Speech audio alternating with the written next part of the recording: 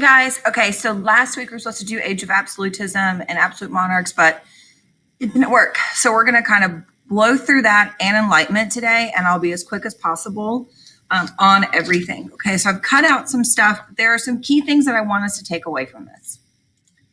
So let me put this, I'll be over here. Okay, or maybe here. Yeah, there we go.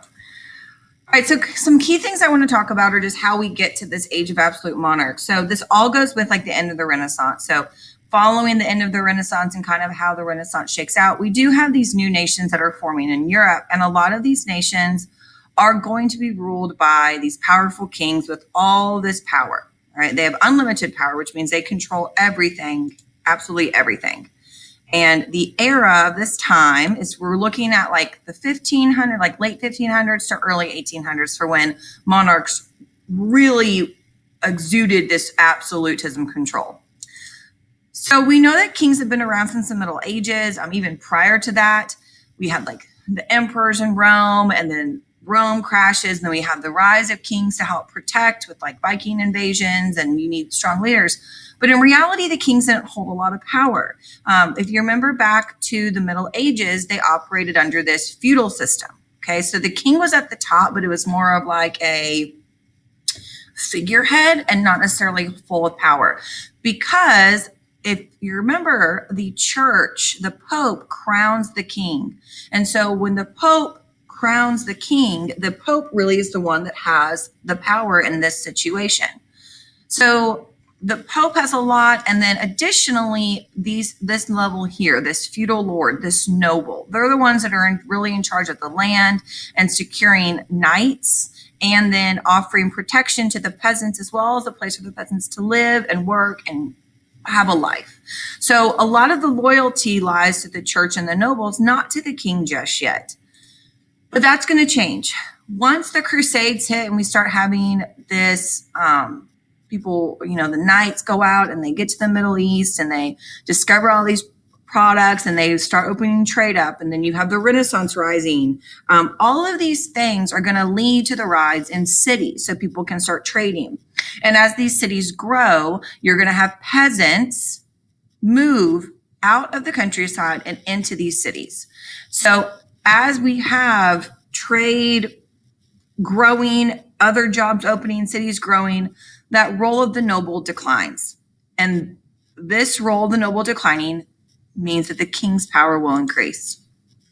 Additionally, you have an advancement of technology during the 100 Years' War, which was during the Middle Ages between England and France. We're going to keep moving on it, not going to spend time on it at all. But because now you have things like a cannon and a longbow, a long arrow that can be shot for a longer distance, the specialty role of the knight isn't needed as much. And that goes away. And so now you're left with the church and the king. The king's power is growing and the church's power is still there. Well, then you have the Protestant Reformation. Between the Protestant Reformation, the Crusades, the plague, all of these different things, the church's power weakens as well. And that then leaves the king as this, like, kind of the head now, the true leader of a nation for someone to look to. You also will now have, because of heavy trade, you're going to have a mass amount of wealth coming in as kings tax these people, and they're going to use them to build these private armies that are very powerful, but they're still kind of small, and they are private. They are paid for. They are bought. That will become kind of an issue later on, right? Additionally, monarchs are going to move all of their governments into one location. They are going to take more control over things and have a more involvement in what's going on. And then lastly, exploration will also increase wealth and power in different nations. So monarchs are going to use the wealth and the land to exert their power even further. By the time we have the 1600s, you have a lot of powerful monarchs that have risen up throughout Europe. If you'll notice here, England is not on this, and that's because England forms into a constitutional monarchy. They end up clashing, the monarch and parliament, their ruling body end up clashing. You will have a revolution, you will have a civil war, you will have a revolution. And eventually what you will have roll out of here is a constitutional monarchy where the monarch powers are limited by the Constitution, and so are parliament. And so it really pushes forward our first example of a checks and balances, if you will, system where Parliament and the king work together to make things right for the country. But in the meantime, you have these other absolute monarchs rise up. Frederick the Great in Prussia, Peter the Great in Russia, who you've read about already. Maria Theresa of Austria is the mother of Marie Antoinette, who will be beheaded in France. You have Louis XIV in France, who really exemplifies what an absolute monarch is. He built the Palace of Versailles. And then Philip II of Spain, who you again know kind of like loses everything in the end. All right. So what is an absolute monarchy? Well, an absolute monarchy is just a government in which a king or queen will hold all power within a country. Okay. And when I say hold all power, I really do mean hold all power. They have the power to tax who they want to tax. So in France, Louis XIV starts a tradition of not taxing the nobles, which means that they are indebted to him. So if you're not having to pay taxes, that's kind of a way to, essentially an old school way to blackmail somebody. Like, hey, or it's not blackmail, but maybe like hold something over their head, you know, like, hey, you're not paying taxes, you're going to be on my side. So that's one way that Louis XIV kind of helps control not only the money in his group, but also like a group of people that could rise up against him. You'll also have monarchs limit like religions and military and economy. I mean, just they're really controlling everything. In some areas, this will be really good, or not really good, sorry. Some areas you're going to have kings that do get pushed back on. Okay, so we get to like France next semester, the French Revolution. What do you know? That doesn't work out so well. And really like in England, when I talked about that constitutional monarchy, that's going to play a large role moving forward. So what's our legacy? Well, England's constitutional monarchy will serve for an example for others. So like the 13 colonies, America is the first one to rebel against an absolute monarch, or just like in general to see like, hey, we can break away. And then France does the same thing with the French Revolution. Additionally, the English Bill of Rights leads to I don't know what's going on here. That's not how it looked. The English Bill of Rights influences like all these different things. So the English Bill of Rights said like, hey, no taxation without the approval of Parliament, freedom of speech, you can't house soldiers in people's homes, just limited powers. And that's what also happens around the world in other areas. Additionally, you'll have revolutions all throughout Latin America following US and France and their rebellion, and they'll gain their independence from their imperialistic powers, their colonial powers. And now all over the world, we have this wave of democracy that's emerged. And it's not for everybody. 75% of the countries done by a Pew Research Center are deemed free or partly free. So for example, Mexico, they deem as partly free because of the amount of corruption that has been detected within the government. China is communist, so it's not free. And then Russia, even though Russia says they have democratic elections, they don't, or elections they really don't. A lot of time, it has been widely known, like, well, Putin, for example, has pretty much gotten his version of Congress to give him carte blanche, basically like a blank check for whatever you want to do. He is now the longest serving leader in Russia since they got rid of czars, and he's essentially like the new czar, king, dictator rising up of Russia.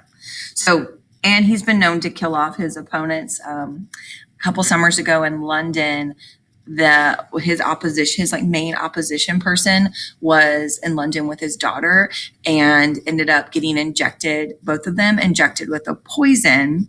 They both survived, but it was very close. But the poison that they were injected with is a known KGB poison that only the KGB used during the Cold War and is supposed to be done, and like no one makes it anymore. So yeah. Okay, absolute monarchs. Moving on. Let's talk about the Enlightenment now. You guys have done vocab, you've done the four main ideas, and you've done the the stations. And so I don't know where I want to put this thing. I'm trying to remember where the writing is. So I'm hoping I can move through this pretty quickly. And here we go. A couple of things to remember before we get started. So the Enlightenment is a result of the absolute monarchy and scientific revolution kind of merging together. So the scientific revolution is going to convince many European thinkers about like that power of reason, right? Between the scientific method and reason, those things, you know, they led scientists to make like all these discoveries about the physical world. And so philosophers are going to say, can we use the same pattern of reason to study human nature and society and to address some larger issues within society? So that begins in the 1600s when philosophers again take a step back and they're like, maybe reason is the best way to understand not only like science and what's going on in our physical and like the world around us, but also what's going on in our like society itself. And so philosophers are going to try to say like, well, let's use reason then to solve all human problems, right? Sounds like a grand idea. Hopefully, as you know, we still have, you know, reason is subjective. Your reason, my reason are different. So it's going to be different than science. Okay. So the Enlightenment is born. This is also called the Age of Reason. A lot of optimism. There's a lot of hope for like new possibilities and what they can do. So because a lot of absolute monarchs are not necessarily ruling with the best interests of the people, there is a lot of talk about government and what that will look like. And you're also going to people talking about like freedom of speech, freedom of religion, gender equality, government, just all those like the big things that we today still struggle with. They're struggling with too. All right. So ideas in the Enlightenment inspire educated people throughout Europe and beyond. People are going to gather in salons, coffee houses, bars to debate ideas openly. And they're smaller gatherings. None of this is supported by the church. All right. This is a secular movement, meaning non-religious. Women are going to be key in this movement. While many of them are not necessarily going to be as involved in the philosophy aspect, women do host a lot of the social gatherings and bring together all these different people as well. Writers, because of the printing press, coming together. Look at that. Today we've talked about Middle Ages, Crusades, Renaissance, Protestant Reformation, absolute monarchs, scientific revolution, history just comes together. Okay. Writers are inspired by the exciting notion that the problems of the world can be solved by educated people. And so they are ready. Like they're all these people are coming together to do this. Now, for a while, these ideas will be spread by word of mouth because the church was so against, and like not just the Catholic Church, I'm talking about like the Christian church as a whole was very much against this because again, as you start questioning societal norms, the church typically tends to lose power and influence more and more as more people question the status quo. Okay. So one of the things they're going to do is like new views on government. Again, this is all inspired by the scientific revolution because of that cause and effect, the reason, the observations, and in general, just like how can we improve what's going on in the world? Poverty, war, famine, disease, that's more science, but inequalities, education systems, racial injustice kind of get started. But a lot of this, again, is just about like how can we improve what's going on around us? So let's start off with Hobbes. So I actually like Hobbes. I don't agree with him, but I like him. So Hobbes is around for the English Civil War. So the English Civil War is when Parliament and the king go to war over power. And so Hobbes sees this, right?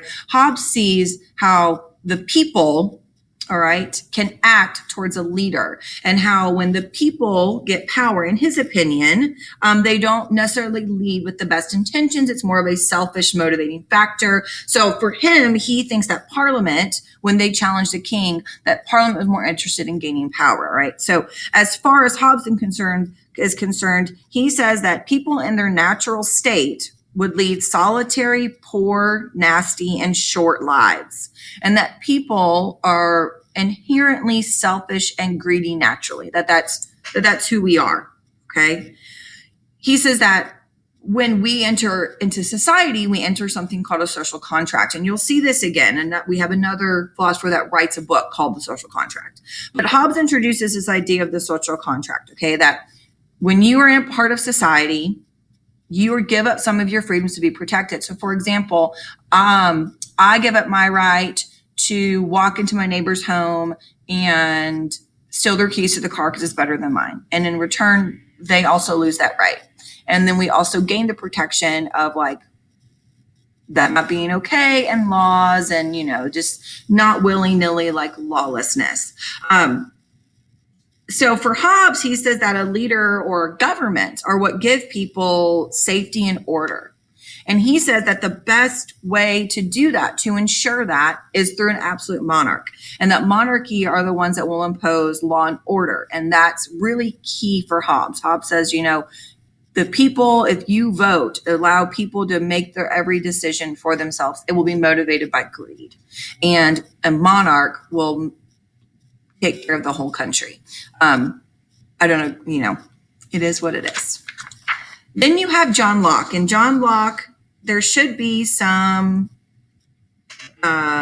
familiarity here, right? John Locke is also English, but he doesn't agree with Hobbes, right? John Locke says people are naturally happy, tolerant, and reasonable, all right? And he's our foundation for modern democracy with like life, liberty, and property. Thomas Jefferson rewrites it, life, liberty, and pursuit of happiness. But John Locke is our basis for modern democracy.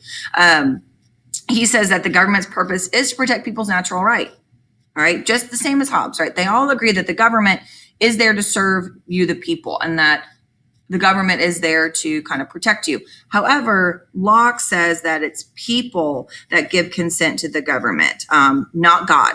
God does not. So kings believe in something called divine right, which is basically like saying God has given me permission to rule. And Locke says, no, people give you power.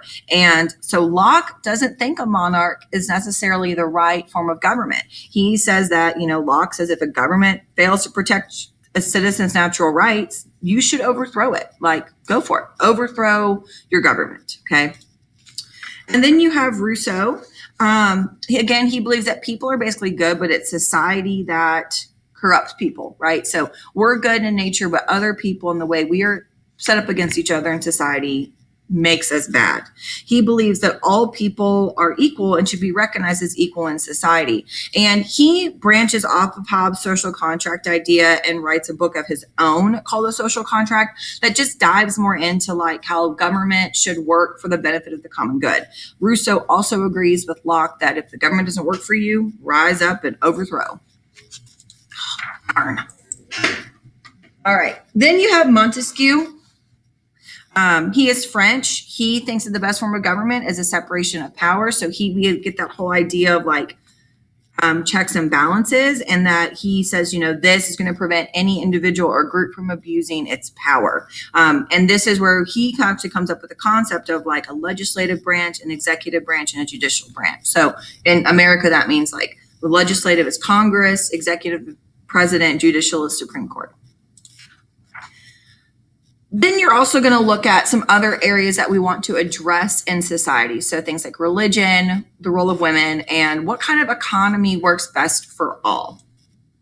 So Voltaire, this is actually his pen name, Voltaire, he attacks injustices, and specifically nobility, the government, and the role of the church, and how churches pit people against one another. He is imprisoned twice and exiled to England for 2 years, even though kicked out of France. He continuously fought superstition and ignorance. He fought for justice, religious toleration, liberty. He believed that church should not have any part of this government ruling. Again, influences modern political thought with this. And one of the women we're going to talk about is Mary Wollstonecraft. So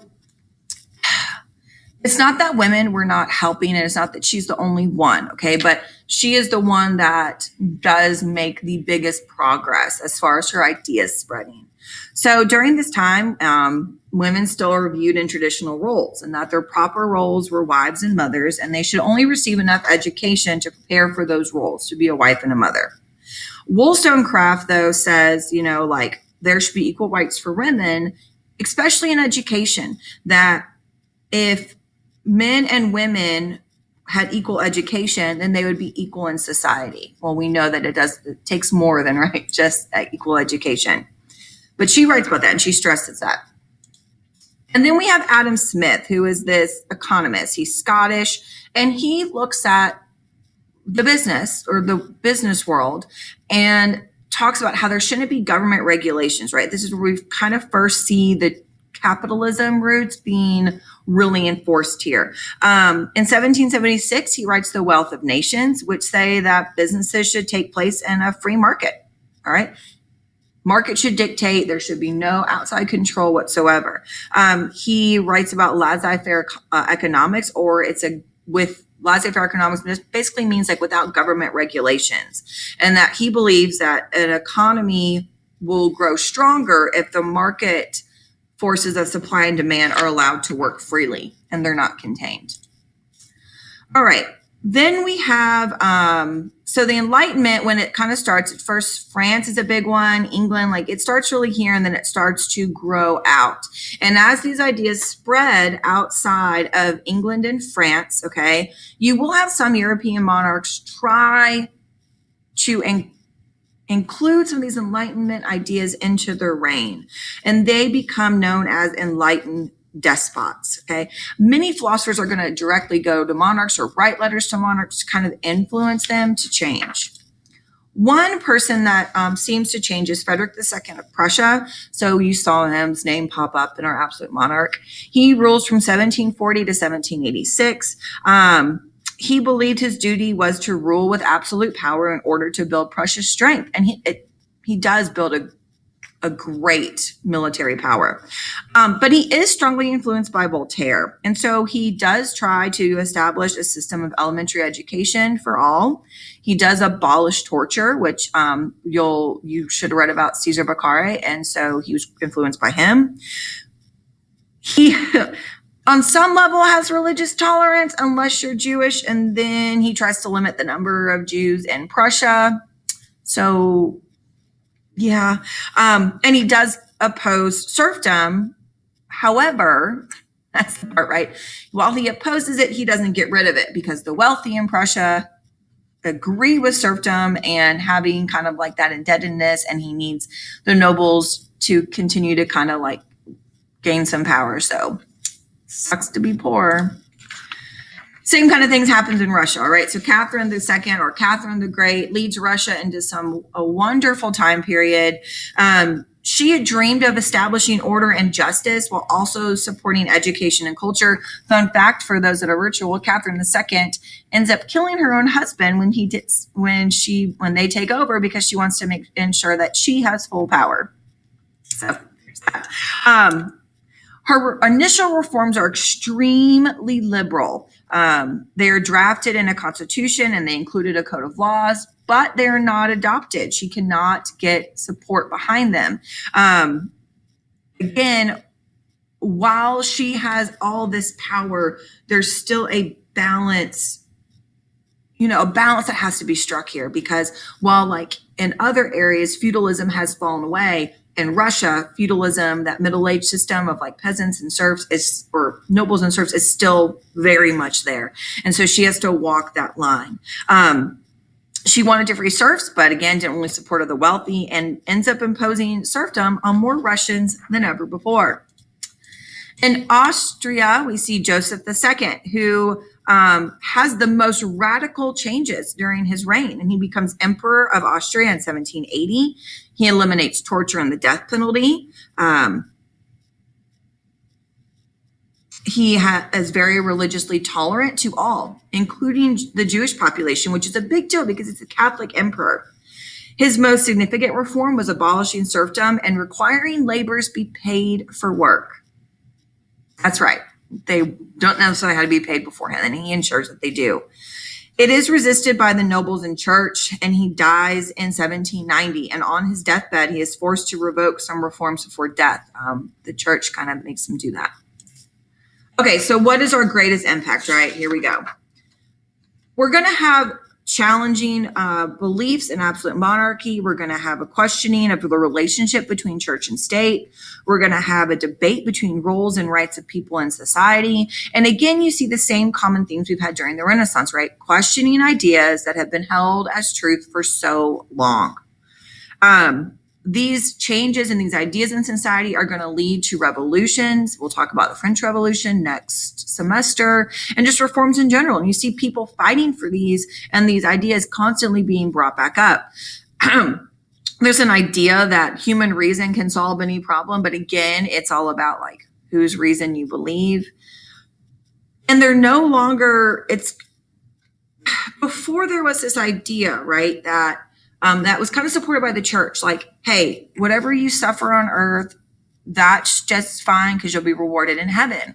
Well, these philosophers say, like, we shouldn't be just okay with that. Like, we shouldn't accept poverty and ignorance and inequality as part of the human condition so you're rewarded in heaven. Like, it should be okay that you're not suffering while you're on earth. And the Enlightenment in general is just this heavy influence on the American Revolution and on the French Revolution. So we have some big events that are going to come out of this time period. Okay, so that's it for our notes on this. I hope you guys have enjoyed or at least made it through the semester and it hasn't been too tough on you.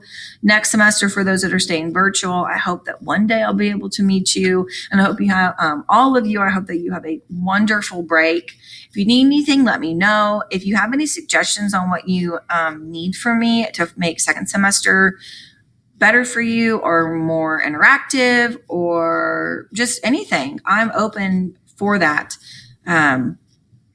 You guys do have a quiz coming, or a quiz, and that'll be your last thing. But next week, let's just focus on getting caught up. There are no new assignments for next week.